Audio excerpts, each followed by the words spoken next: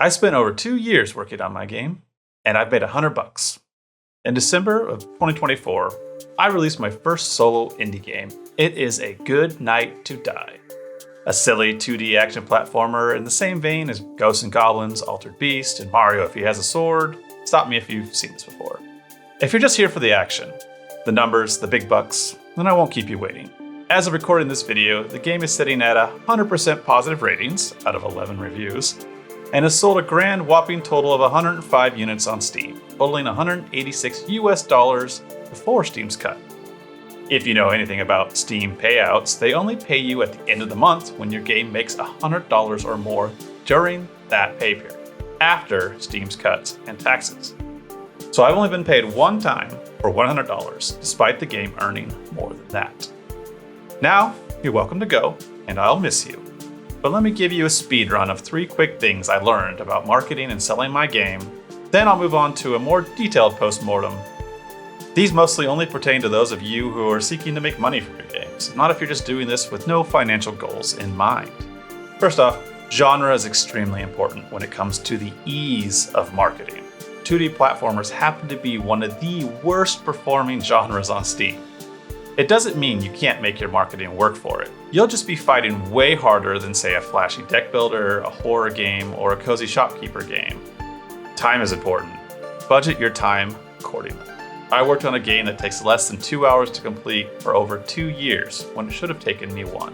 Budget your time, keep your scope size clean, and don't catch yourself playing catch-up staying up until 3 a.m. multiple days in a row because you didn't budget your time correctly. And this next one's a big one for me. Don't sell yourself short. You worked hard on this game. Don't sell it for pennies like I did. I made a $5 game and sold it for $2. I would have gotten multiple payouts from Steam already if I trusted that I made a fun game worth more than a couple bucks and priced accordingly. Okay, everyone wave goodbye to our lovely number-seeking friends, and now we can dive into a deeper postmortem. My game was not what I would, or what most people would consider, a financial success, but I went into making this game knowing this would likely be the case. The true test for me is if I met the goals I put in place for the game. My first devlog on this channel had a section where I laid out what my specific goals were for it. Let's see if we hit them. Finish the game with 5 biomes. Well, hey, look at that. I did finish the game. The character travels through at least 5 biomes: the caves, the forest, the town, the snowy peaks, the lava prison, and the Lich's castle. Boom, over 2 years of work for that. Release the game on Steam and itch.io. Done. The process for getting games on Steam can be daunting, but once you've done it once, it's not so bad to figure it out again. Itch was pretty simple too. Just make a page and upload your game. Easy peasy. I didn't make very many sales off of it though, so I'll leave that up to you. 500 wish lists. Well, here's our first failure. If you know anything about indie game dev marketing, you'll realize that even my goal was really low. 500 wish lists is basically zero if you're looking for a financial success of a game that would make you thousands of dollars. It is A Good Night to Die released with around 380-ish wish lists, well under my already low projected goal. Ouch. Make a landing page. Yeah, I just kind of forgot to do this. I meant to use PressKitty. It's a really cool little auto press kit page that takes your Steam page and makes stuff for you. But it slipped my mind. This is just one of the many mistakes I made in not setting my game up for success.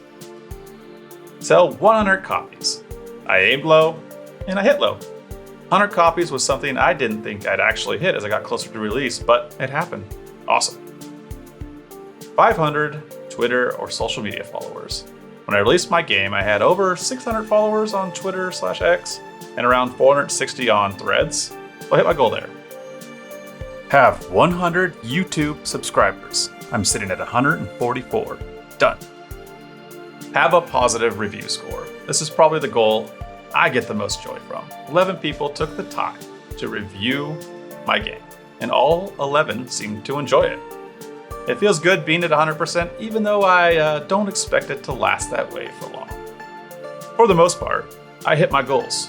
If I were to go back in time and set new ones, I'd be more intentional about them, I think. But for a first game, I think these were decent marks to try and reach.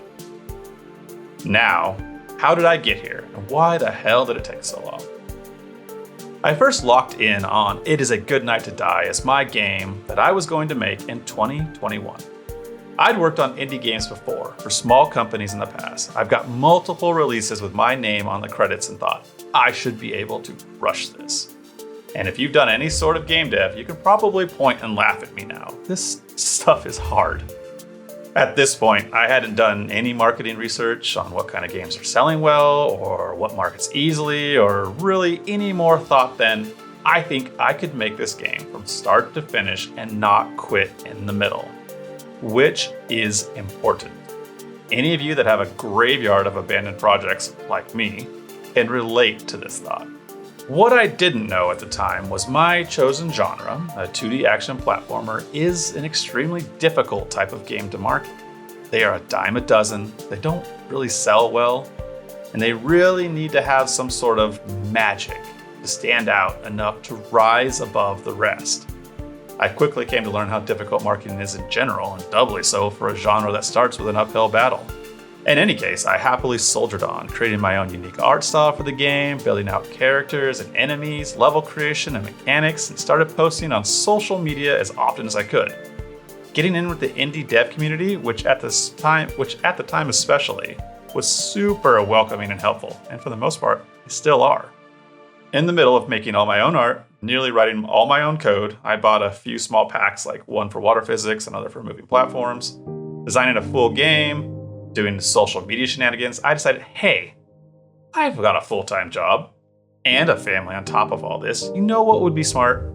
Starting a YouTube channel, because that won't take up any time.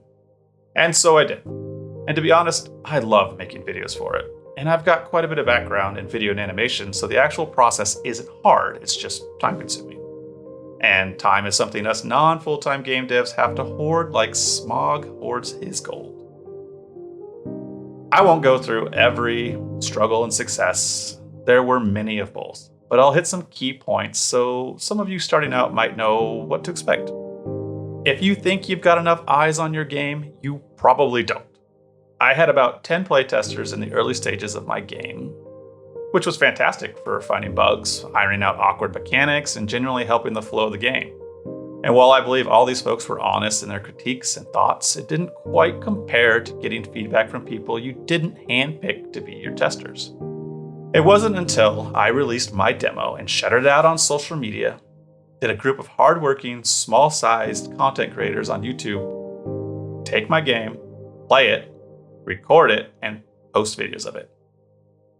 Every video that popped up about my game sent fear, anxiety, and even a small little thrill through me.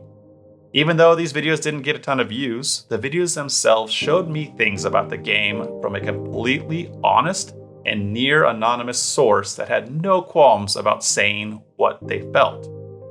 It was literally the most helpful thing that happened in the entire course of my game creation for making the game better. I'll give you one quote that I particularly got a chuckle out of. The music is nice, the graphics are charming, but the combat and platforming feels like it's been ripped right out of a mobile game from 2014. Ouch, Matt plays indies. But thank you for your honest feedback, and I actually mean that. I'm not being sarcastic. It's very helpful. All right, I'll admit it to everyone. I didn't reach out to any content creators directly. The YouTube videos that were made were completely organic, which was awesome. But the imposter syndrome set in hard, and I chickened out on trusting my game was good enough to send out to bigger creators. This was one huge mistake on my part because there are niche crowds for games everywhere, and I can't imagine the boost my game would have gotten if I found the right crowd. I also avoided Reddit after a few posts went nowhere, and TikTok was a complete failure. The Steam capsule art made a huge change in the visibility of my game. I went from getting 0 to 1 wishlist a week to getting about 2 or 3 times that on average after having Anxiety Comics, you can check them out on socials, make mine.